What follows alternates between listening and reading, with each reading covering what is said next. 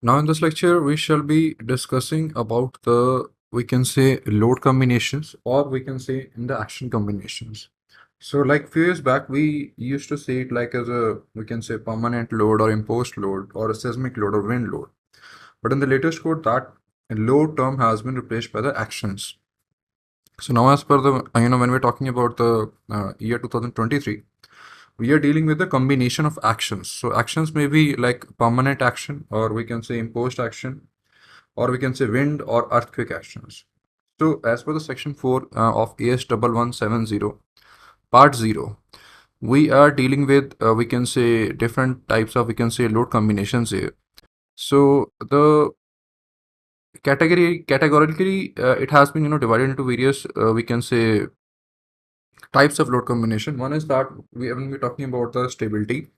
So for stability, we have to deal with the section 4.2.1. And when we are dealing with the strength load combination, we have to deal with the section 4.2.2. So now, first of all, when we're dealing with the stability, we can say that we are dealing with the action where the, where the stability of the structure has to be ensured.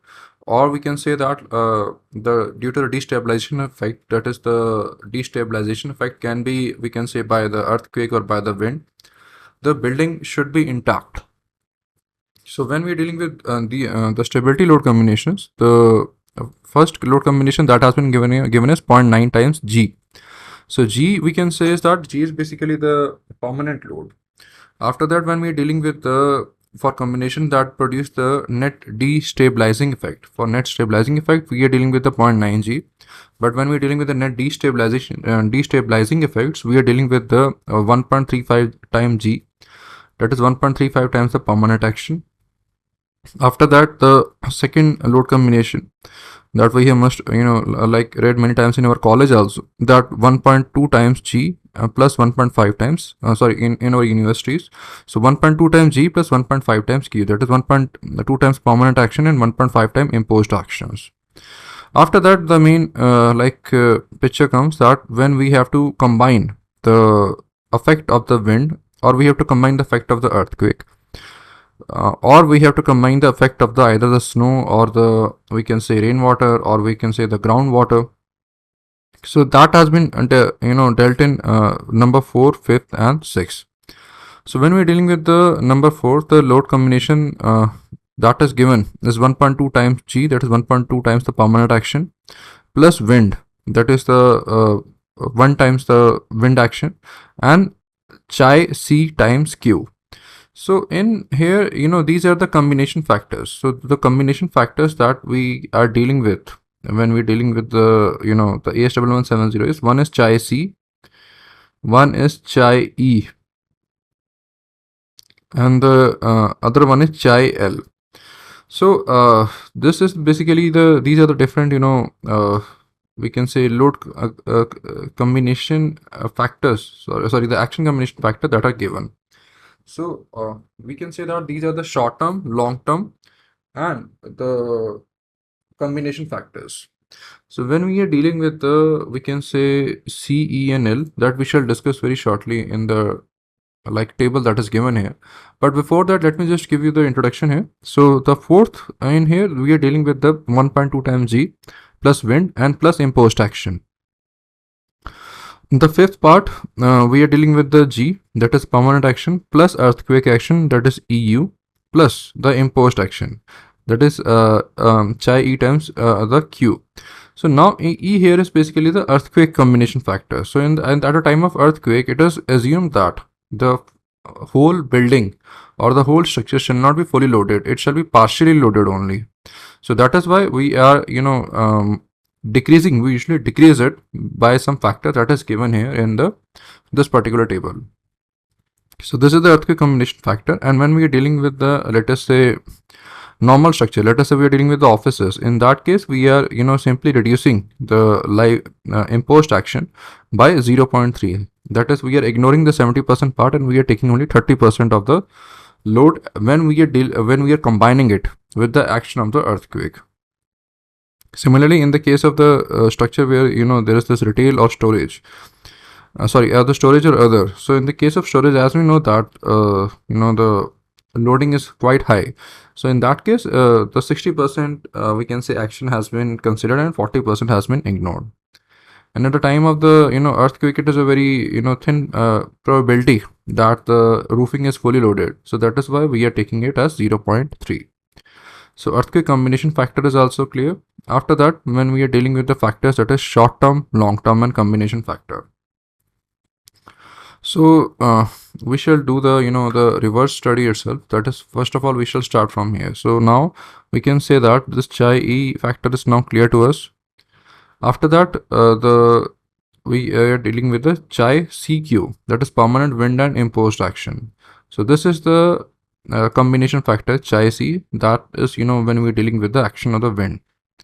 So now when we're dealing with this particular action, here we can see that the the probability is considered quite high. So in here, instead, when we're dealing with the earthquake, the load combination factor was 0.3, but when we're dealing with the combination factor, that is at the time of the wind, the combination factor is a little bit higher. So instead of 0.3 at the time of the wind, it is considered as 0.4. So that is the the basic philosophy when we're dealing with the fourth and fifth. After that, the sixth point, 1.2 times G plus SU plus chi C times Q. So now in here, SU is the term that can be referred from that section 4.2.3 of AS 1170.0. So this SU is like a single term that can be used for different types of load combinations. So SU can be, we can say, snow determined also. So SU can be snow load also. And after that, SU can be static liquid pressure also. So in here we can see that it is basically 1.2 times the static liquid pressure load. After that, it can be the self weight of the stored liquid also. Or it can be 1.5 times the FLP, that is static liquid pressure, or again for the self weight of stored liquid. After that, or it can be like 1.2 times FPND, that is rainwater ponding. So rainwater ponding is a process. Here we can say that let us say this is the structure, and this structure is being enclosed with a parapet wall on both the sides. So there is a probability, like if the we can say the drainage is not correct, or we can say due to some extraordinary rain, there may be ponding here, and the steel structure, let us assume the beam that we have provided, that may sag, and because of that sagging, there may be a, we can say, rainwater ponding here. So to consider that particular effect, we have to consider the rainwater ponding load also. In some of the building, it do happens that, let us say it is near to the sea, or it is near to the river, the groundwater table, that is quite high. So if we are constructing the basement, if we are constructing this basement, on the top of that we are constructing this particular building structure, and the groundwater table, let us assume it is like up to this particular level. At the time of the monsoon, it is a little bit, it may be higher also. So this groundwater, due to its buoyancy effect, it shall impose a very uplifting load onto the structure. And because of this uplifting load, there is a very high possibility, if not considered, the structure may fail also, or it may simply get uplifted from its original location also. And this uplifting is usually in the terms of, we can say, 30 centimeter or 40 centimeter also, and the whole building may have cracks also if this groundwater table is ignored. So the first thing that has to be considered from the soil or geotechnical analysis is the level of the groundwater table. If the level of the groundwater table is like quite deep, then it is not a concern to us. But if the groundwater table is very much near to the, we can say, natural ground level, then in that case we have to consider the groundwater table very precisely, so that the structure does not have any problem. After that, for earth pressure, earth pressure for Australia, we have a different code, I think AS 4678, from which we can simply calculate the earth pressure load for various cases and for various types of retaining wall also. So that we shall also discuss in detail. So for earth pressure, we can simply either, for an ultimate limit state method, and for determining using other methods. And SU is equal to 1.2 times FIs, where we are dealing with the buildings at a very for alpine or subalpine area. So that also we should discuss in detail when we are dealing with the calculation of the snow load and ice actions, snow action and ice action as per AS 1170 part 3. So this also we shall be discussing in great detail. But as of now, SU can be like ice action also, and on the first SU can be snow action also. Snow action and ice actions, both of them are different. That also we shall discuss in detail, because basically the density of the snow and density of ice is different. So snow action is different and ice action is different. So that is also like a mistake that is usually done by some engineers. So we have to take care of that also. So we can say that the concept is clear to us, that what exactly is the difference between, we can say, the what exactly are the different types of SU that we can determine as per the code. So this is basically the, we can say, the stability load combinations that we have studied. After that, when we are dealing with the strength load combinations. So when we're dealing with the strength load combination, this is the first combination that is usually taken, that is 1.35 times the permanent action. So as per the, if you're dealing with the ASCE, that is American standards, this 1.35 is considered as 1.2 times the they name it as dead load. So 1.2 times dead load, they take it as like that. And similarly, like in other countries, let us say if you're talking about the India, this load it is considered as 1.5 times dead load. And similarly, if we are dealing with Australia, it is 1.35 times the G, that is 1.35 times the permanent action. After that, if we are dealing with the second, that is 1.2 times G plus 1.5 times Q. So when we are dealing with the dead load alone, we are talking about 1.3 times the permanent action.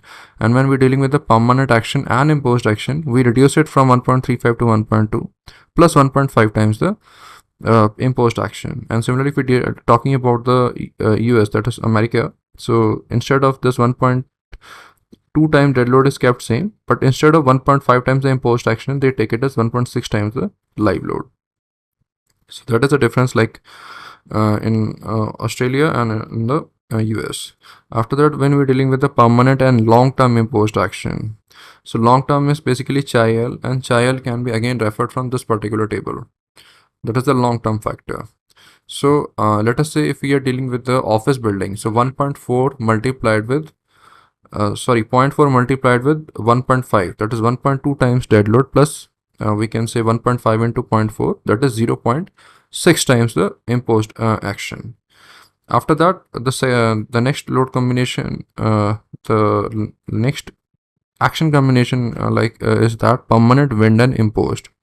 So 1.2 times the permanent action plus 1 times the wind action plus chi C times Q. So chi C is basically the combination factor that we have already studied here as the 0.4. So plus 0.4 times the wind action. See, the basic philosophy is that, we cannot take the maximum for the different scenarios. Let us say if we are considering a scenario where this building is being occupied with some residents, and the wind comes. The another scenario is that the building is being occupied with some residents, and there is no as such external wind, or there is no as such external snow or earthquake. So at that time, we can assume that this building shall be fully loaded for all the residents. But let us assume in the second case where the wind is flowing. In that particular case, we cannot say that this building is fully loaded. So instead of the building being fully loaded, we can assume some less probability. So it is not like that it is assumed in the combination factor. It has been derived from the proper studies. Only after that we have finalized that okay, that with the effect of the wind, we can consider a little bit lesser imposed actions. After that, 0.9 times G plus wind. So why 0.9 times g is considered? Because the wind usually has the, we can say, overturning effect. So it do produces the bending moment at the base. So the more the dead load we consider, the more it shall, impart stability onto the structure, or the more stable that shall be. So that is the philosophy that is followed in the, we can say, US code also, Euro code also, or Singapore code also, or we can say Australia also. That at the time of the consideration of the wind, the dead load is a little bit reduced. And in majority of the countries, it is 0.9 times only. So 0.9 times G plus the action of the wind. So that is the explanation of the fifth combination of action for strength. After that, the sixth combination of action for strength is G, that is permanent action, plus earthquake action, plus Chi E, that is the combination factor for earthquake, multiplied with the imposed action. So we will know that when we're dealing with the earthquake, the combination factor here is 0.3 for the regular buildings and 0.6 for the storage structures. So that can be, considered as the sixth load combination. After that, the next load combination is 1.2 times G. That is 1.2 times permanent action plus SU. As we have already explained, that it may be snow action also, ice action also, groundwater table action also, or static liquid pressure also, soil retaining weight also, soil retaining pressure also. So these are the different actions, and chi C times Q is basically the combination factor, and that has been considered as 0.4 for the regular structures and 0.6 for the heavily loaded structures. So similarly for earthquake combination, it is 0.3 and it is 0.6 for the heavily loaded combination. So these and these are same, but it has been reduced from 0.4 to 0.3. So this is the, we can say, basic philosophy of the combination of actions that we have, considered here. And let me just, give you a brief idea that combination of actions is very important to consider correctly. Only then we shall be able to analyze the structure correctly. So this is a very good thing in the Australian code that, the practical load combinations are given, and conservative values are not given, because construction being a very, economically driven, we can say, projects, we have to ensure the safety of the residents while keeping the cost of the structure as minimum. So how we are ensuring that? With the help of the short term, long term, and combination factors, we are ensuring that we are not unnecessarily increasing the livelihood at time of earthquake. We are not unnecessarily increasing the livelihood at time of the wind action also. But at the same time, when we are ignoring the wind and earthquake, we're considering the full action of the, we can say, the wind load, or we are considering the full effect of the imposed actions. So roofing, as per the various code, the different philosophy is given. So for roofing in majority of the countries, it is given that, or it is said that you don't have to consider the live load on the roof at the time of the earthquake. But in the Australian code, it is again given that for roofing, we have to consider 0.3. So that is the difference in the other codes and this Australia code. So I hope the combination of action is now clear to you. So this was just a theoretical introduction. We shall be doing this in great detail in the practical lectures also. And but before doing that, we have to, understand in great detail about the earthquake actions, about the wind actions, about the snow and ice actions. Only then we shall be, doing the practical projects and understanding in reality that how, we can calculate the loads and how we can apply the loads in the practical calculation models.